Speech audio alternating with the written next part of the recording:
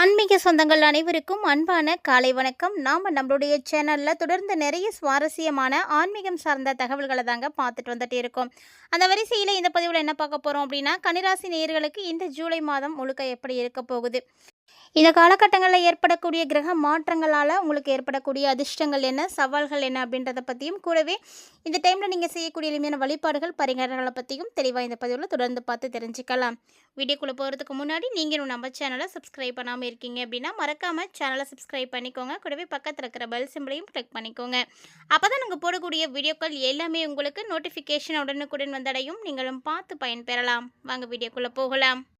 இந்த ஜூலை மாதத்தினுடைய ஆரம்பத்திலே பார்த்தீங்கன்னா, கன்னிராசி நேயர்களுக்கு சுக்கிரன் 10வது இடத்துல பலவீனமாக இருந்துட்டு இருந்தாலுமே கூட, இந்த 4ஆம் தேதிக்கு அப்புறமா 11வது இடத்துக்கு போய் அமர்ந்துடுவார். ஸோ அதுக்கப்புறமா உங்களுக்கு நல்ல பலன்களை தான் கொடுத்துட்ருப்பாரு. அதே மாதிரி கணவன் மனைவியினுடைய ஒற்றுமை ரொம்ப நல்லா இருக்கும். குடும்பத்தில் மகிழ்ச்சி, சந்தோஷம் அப்படி எல்லாமே கிடைக்கும். அது மட்டும் இல்லாமல் தொழில், வியாபாரங்கள் இது எல்லாமே கூட நல்லாவே இருக்குங்க. 11ஆம் இடம் அப்படின்னு சொல்லக்கூடிய இடம் பார்த்திங்கன்னா லாபஸ்தானம். இந்த லாப இடத்துல குரு பகவானுடைய சஞ்சாரம் இருக்குது. அதனால் உங்களுக்கு கவலையே பட தேவையில்லை. ஏன்னா குடும்பத்தில் சுபகாரியங்கள் நடக்கும், தொழில் வியாபாரங்கள்லாம் செழிப்படைய ஆரம்பிக்கும். குறிப்பாக பிள்ளைங்களால் நீங்கள் மிகப்பெரிய ஆதாயத்தை அடைவீங்க. மேலும் பார்த்திங்கன்னா இந்த காலகட்டங்களில் சூரியன் 10 மற்றும் 11ஆம் இடங்களில் பலப்பட்டு இருக்கிறதுனால காரிய தடைகள் எதுவும் இருந்துச்சு அப்படின்னா அது எல்லாமே நிவர்த்தியாகும். அதனால் நீங்கள் நினைத்த காரியத்தை நினைத்த மாதிரி நடத்திக்க முடியும். அது மட்டும் இல்லாமல் உங்களுக்கு புதிய புதிய நட்புகள் எல்லாம் கிடைக்க ஆரம்பிக்கும். மேலும் உங்களுக்கு புகழ், அந்தஸ்து எல்லாமே கிடைக்கும். ஏன்னா இந்த மாதத்தில் புதனும் பலம் பெறாரு. ஸோ புதன் பலம் பெறதோடு மட்டும் இல்லாமல் 10வது இடத்துல வக்ரகதியாக இருக்கிறாரு. ஸோ இதனால் பார்த்தீங்கன்னா அபார ஞாபக சக்தி உங்களுக்கு இருக்கும். அதனால் நிலுவையில் என்னென்ன வேலைகளை வச்சுருக்கீங்களோ அது எல்லாத்தையுமே சூப்பராக செஞ்சு முடிச்சிடுவீங்க. அதே மாதிரி பங்குச்சந்தை முதலீடுகளும் நல்ல ஒரு லாபத்தை கொடுக்கும். 6ஆம் இடத்துல ராகு பகவான் இருக்கிறதுனால ஒரு சிலருக்கு பார்த்திங்கன்னா திடீர் பணவரவுகளுக்கு வாய்ப்புகள் இருக்குது. ஸோ கடனால் பாதிக்கப்பட்டிருக்கக்கூடிய கன்னிராசி நேயர்களாக இருக்கீங்க அப்படின்னா கடன் சுமையும் கொஞ்சம் கொஞ்சமாக குறைய ஆரம்பிக்குங்க. அது மட்டும் இல்லாமல் இந்த மாதத்துலேயே உங்கள் ராசிக்கு 12வது வீட்டில் கேது பகவான் சஞ்சரிக்க போகிறாரு. ஸோ யாருக்குமே தேவையில்லை அப்படின்னா தேவையில்லாத இடத்துல பேசாதீங்க. மேலும் அவங்களுக்கு நீங்கள் எந்த விதமான ஆலோசனைகளையோ உதவிகளையோ செய்ய தேவையில்லை. இது மாதிரி முக்கியமான விஷயங்களை எல்லாத்தையும் கரெக்டாக ஃபாலோ பண்ணிக்கிறது உங்களுக்கு ரொம்பவே நல்லதாக இருக்கும். அது மட்டும் இல்லாமல் இந்த காலகட்டங்களில் நீங்கள் வேறு மொழி பேசக்கூடியவங்கள்ட்டலாம் கொஞ்சம் எச்சரிக்கையாக இருங்க. பக்கத்து வீட்டில் இருக்கலாம், இல்லைனா உங்களுக்கு வேலை செய்கிற இடத்துல இந்த மாதிரி ஆட்கள் இருக்காங்க. ஸோ யாராக இருந்தாலும் சரிங்க, கொஞ்சம் எச்சரிக்கையாக இருந்துக்கோங்க. அதே மாதிரி வேலை அப்படின்னு பார்க்கும்போது கொஞ்சம் பணி சுமை அதிகமாக தாங்க இருக்கும். அதெல்லாம் பார்த்து தான் இந்த மாதத்தில் நீங்கள் சமாளிக்கணும். அதே மாதிரி செவ்வாய் பார்த்திங்கன்னா 9வது இடத்துல பலவீனப்பட்டு இருக்கிறார். அப்படின்றதுனால முன்கோபம் ரொம்ப ரொம்ப அதிகமாக வரும். ஸோ கன்னிராசி நேயர்களுக்கு இந்த காலகட்டங்களில் கோபம் அப்படின்றத குறைச்சி தான் ஆகணும். சகோதரர்கள் வீட்டில் பெரியவங்க இருக்காங்க அப்படின்னா எல்லாருக்கிட்டையுமே நீங்கள் எரிஞ்செறிஞ்சு விழுற மாதிரிலாம் இருக்கும். முடிஞ்ச அளவுக்கு சகோதர சகோதரிகள்கிட்டலாம் கொஞ்சம் அன்பாக பழகுங்க. யாரையுமே பகச்சிக்காதீங்க. நீங்கள் பகச்சிக்கிறதுனால எந்த விதமான பெனிஃபிட்டும் உங்களுக்கு கிடைக்க போகிறது கிடையாது. ஸோ இந்த ஒரு விஷயத்தை ஞாபகம் வச்சுக்கோங்க. அதே மாதிரி ராசிக்கு 7வது வீட்டில் சனீஸ்வர பகவான் சஞ்சரிக்கிறாரு. அதாவது உங்களுக்கு கண்டக சனியானது நடந்துகிட்டு இருக்குது. ஸோ இந்த காலகட்டங்களில் கணவன் மனைவிக்குள்ளே அடிக்கடி கருத்து மோதல்கள் எல்லாம் வரலாம். அதனால் ஒருத்தர் புரிஞ்சு வச்சுக்கோங்க. ஒருத்தர் கோவப்படுறாங்க அப்படின்னா இன்னொருத்தங்க அமைதியாக போங்க. உதாரணத்துக்கு கன்னிராசியை உடையவங்க ஆண்களாக இருக்கீங்க, அதாவது கணவருக்கு இருக்குது அப்படின்னா மனைவி விட்டு கொடுத்து போங்க. மனைவிக்கு கன்னிராசி இருக்குது அப்படின்னா கணவர்கள் விட்டு கொடுத்து போங்க. ஸோ இந்த மாதிரி யாருக்கு ப்ராப்ளம் இருக்கோ அவங்க கொஞ்சம் அனுசரித்து போகிறதுல தப்பு கிடையாது. ஸோ அடிக்கடி வீட்டில் இந்த மாதிரி பிரச்சனைகள் ஏற்படாமல் பார்த்துக்கோங்க. ஏன்னா தேவையில்லாமல் கருத்து மோதல்கள் வருது, அடிக்கடி ப்ராப்ளம் வந்துகிட்டே இருக்குது அப்படின்னா அது இன்னும் தீவிரம் தான் அடைய ஆரம்பிக்கும். அதனால் அந்த மோதல்களை எல்லாத்தையும் தவிர்க்கிறதுக்கு கொஞ்சம் அமைதியாக இருந்துக்கோங்க. மேலும் இந்த காலகட்டங்களில் பூர்வீக சொத்துக்களால் நிச்சயம் பிரச்சனை வரும். அதாவது தாத்தா பாட்டி சொத்து இருக்குது, இல்லை அப்பா அம்மாவுடைய சொத்து இருக்குது, அண்ணன் தம்பிக்குள்ள சண்டை. ஸோ இந்த மாதிரி எல்லா சண்டைகளுமே இந்த டைமில் வரும். சொத்து மூலயமா உங்களுக்கு இந்த ஜூலையில் ஏதாவது ஒரு வகையில் பிரச்சனை வரதாங்க செய்யும். அதனால் பார்த்து கவனமாக நிதானமாக இருங்க. ஏன்னா நாம் நடந்துக்கிறத பொறுத்து ஒரு சில பிரச்சனைகளை சமாளிக்க முடியும். எல்லாரும் ஒரே மாதிரியே செய்யணும் சொல்லணும் அப்படின்ற எந்த அவசியமும் கிடையாது. கன்னிராசி நேயர்கள் முழுக்க இந்த காலகட்டங்கள் உங்களுக்கு நடக்கக்கூடிய விஷயங்கள் இதுதான் அப்படின்றத நீங்கள் புரிஞ்சுக்கிட்டீங்க அப்படின்னா அதுக்கு ஏற்ற மாதிரி கொஞ்சம் அட்ஜஸ்ட் பண்ணிக்கோங்க. இல்லை அப்படின்னா அது மேலும் மேலும் உங்களுக்கு சங்கடங்களை தான் கொடுத்துட்டே இருக்கும். இந்த டைமில் நீங்கள் எந்தெந்த விஷயங்களில் கவனமாக இருக்கணும் அப்படின்றதையும் நோட் பண்ணிக்கோங்க. அந்த விஷயத்தையும் சரியாக ஃபாலோ பண்ணிக்கோங்க. மேலும் இந்த காலகட்டங்களில் கன்னிராசி நேயர்களுக்கு ஆரோக்கிய ரீதியான பிரச்சனைகள் இருக்குது. ஆரோக்கிய பிரச்சனைகள் அப்படின்னு பார்த்தீங்கன்னா திடீர்னு வயிறு சார்ந்த பிரச்சனைகள் வரும். இப்படி உங்களுக்கு வயிறு சார்ந்த பிரச்சனைகளால மன அழுத்தம் வரத்துக்கும் வாய்ப்புகள் இருக்குது. ஏன்னா திடீர்னு வயிறு வலிக்குது, வயிறு வலிச்சுட்டே இருக்குது அப்படிங்கும்போது, தலை வலிச்சுட்டே இருக்குது அப்படிங்கும்போது நமக்கு டென்ஷன் இருக்கும். ஸோ அதுக்கெல்லாம் வாய்ப்பு இருக்குது. அதனால் கரெக்டாக வந்து மெயின்டைன் பண்ணிக்கோங்க பாடியை. அதே மாதிரி இதயத்தை வந்து பரிசோதனை செய்துக்கிறது ரொம்ப நல்லது இந்த டைமில். தொழில், உத்தியோகம், வியாபாரம், படிப்பு இது சம்மந்தப்பட்ட விஷயங்கள்லாம் உங்களுக்கு பிரச்சனை கிடையாது. எல்லாமே நல்லா தான் இருக்குது. அது மட்டும் இல்லாமல் இந்த டைமில் நீங்கள் முடிஞ்ச அளவுக்கு கோவிலுக்கு போங்க, மகான்களை தரிசனம் செய்யுங்க, ஜீவ சமாதிகளுக்கு போய் வழிபாடுகள் செய்யுங்க. எப்போல்லாம் உங்களுக்கு நேரம் கிடைக்குதோ அப்போல்லாம் மறக்காம வந்து போயிட்டு வாங்க. ஏன்னா இந்த மாதிரி நீங்கள் செய்யும் பொழுது உங்களுடைய வாழ்க்கையை அதை வந்து மாற்றி கொடுக்கும். தைரியம், தன்னம்பிக்கை இப்படி எல்லாமே உங்களுக்கு வந்து கிடைக்க ஆரம்பிக்குங்க. அதே நேரம் கன்னிராசிக்காரங்களுடைய பிள்ளைங்க விஷயத்தில் உங்களுக்கு ஏதாவது பிரச்சனைகள் இருந்துகிட்ருக்கு அப்படின்னா அதெல்லாம் வந்து இப்போ வந்து தீர ஆரம்பிக்கும். சுபகாரியங்கள் வந்து அடிக்கடி நடக்கிறதுக்கு வாய்ப்புகள் இருக்குது. அதுவும் மட்டும் இல்லாமல் வாழ்க்கை துணை விஷயத்தில் உங்களுக்கு ஏதாவது பிரச்சனைகள் வர மாதிரி இருக்குது அப்படின்னா முடிஞ்ச அளவுக்கு வந்து விட்டு கொடுத்து பேசிடுங்க. எல்லாம் அமைதியாக போயிடுங்க. ஏன்னா மன வருத்தங்களை வந்து அதிகமாக்கிட்டீங்க அப்படின்னா அது வாழ்க்கையில் வந்து விரிசலை வந்து ஏற்படுத்தி கொடுத்துரும். ஸோ குடும்பம் ரீதியாக பார்க்கும் பொழுது நல்ல அந்யோன்யத்தை வந்து வளர்த்துக்கணும். அதுதான் ரொம்ப முக்கியம். யோக பலன்கள் அதிக அளவில் கிடைக்கக்கூடிய ஒரு நேரம் தான். அதாவது கன்னிராசி நேயர்களுக்கு இந்த டைமில் வந்து திருமணம் ஆகிறதுக்கான வாய்ப்புகள் நிறைய இருக்குது. ஸோ ரொம்ப காலமாக திருமணம் ஆகாமல் கஷ்டப்பட்டுட்டு இருக்கக்கூடிய கன்னிராசி நேயர்கள் எல்லாருமே முயற்சி பண்ணுங்கள். இந்த ஜூலையில் உங்களுக்கு ரொம்ப நல்லா இருக்குது. ஜூலை மாதம் அப்படின்னா தமிழில் பார்த்திங்கன்னா ஆடி மாதம் இருக்கும். ஸோ ஆடி மாதத்தில் எதுவும் செய்யக்கூடாது அப்படின்னு சொல்லுவாங்க. ஸோ அதெல்லாம் யோசிப்பீங்க.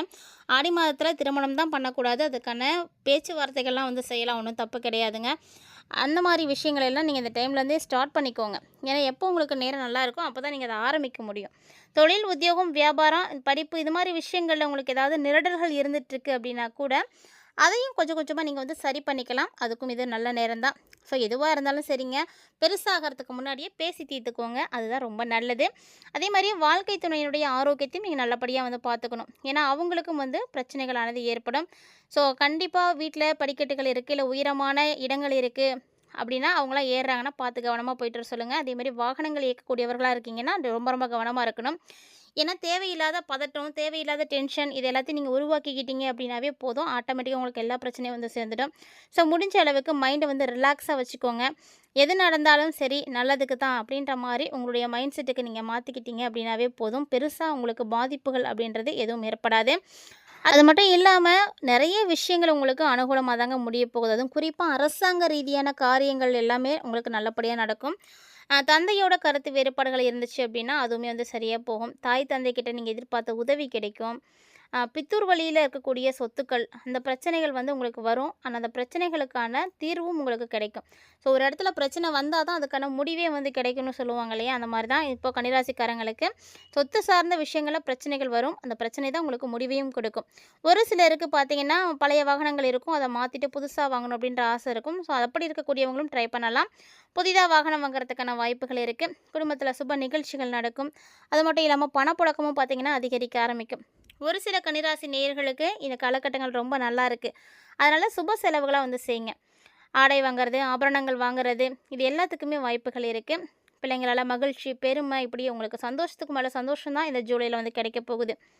குறிப்பாக கணவன் மனைவி ஒன்று சேர்றதுக்கான வாய்ப்புகள் இருக்குது. ஏற்கனவே வந்து சண்டை போட்டுட்டு பிரிஞ்சு தான் இருக்கீங்க அப்படின்னா கூட இப்போ நீங்கள் வந்து ஒன்று சேர்ந்து வாழ முடியுங்க. குடும்பத்தாரோட நீங்கள் வெளியில் போயிட்டு வரதுக்கான வாய்ப்புகள் இருக்குது. ஸோ சுற்றுலாத்தலங்களுக்கு போயிட்டு வரும்பொழுது உங்களுக்கு மனசுக்கு அமைதி கிடைக்கும், சந்தோஷம் கிடைக்கும், குடும்பத்தில் நல்ல ஒற்றுமை கிடைக்கும்.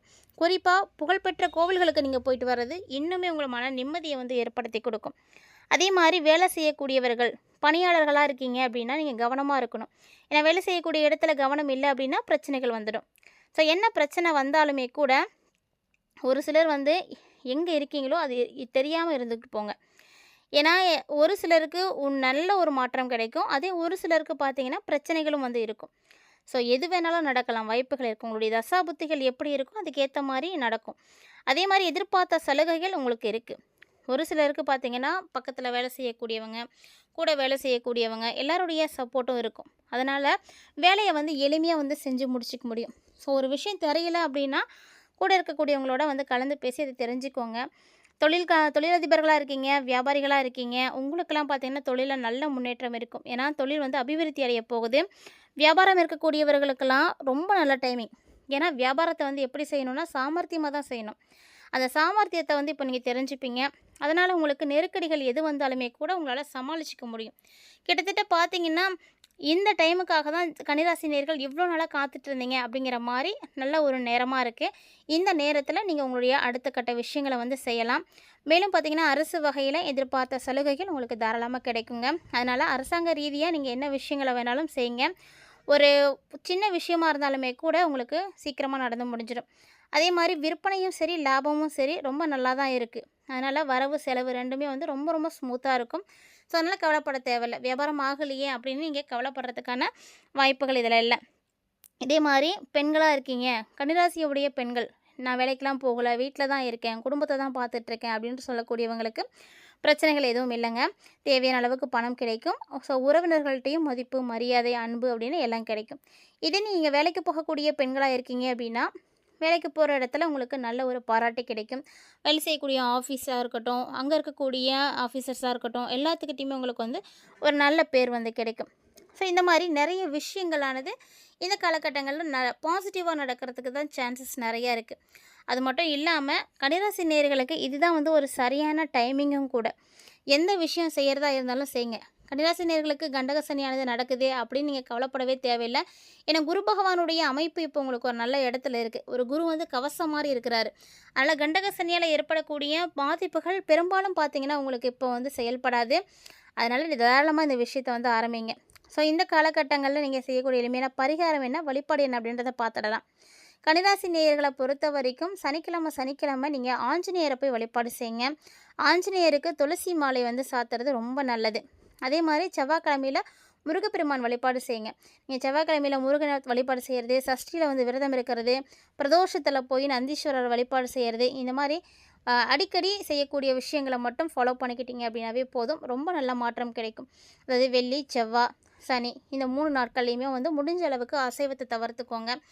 இந்த மாதிரி ஒரு சில மாற்றங்களை நீங்கள் செய்யும் பொழுது கண்டிப்பாக அது வந்து உங்களுக்கு ஒரு நல்ல பலன்களை கொடுக்கும்.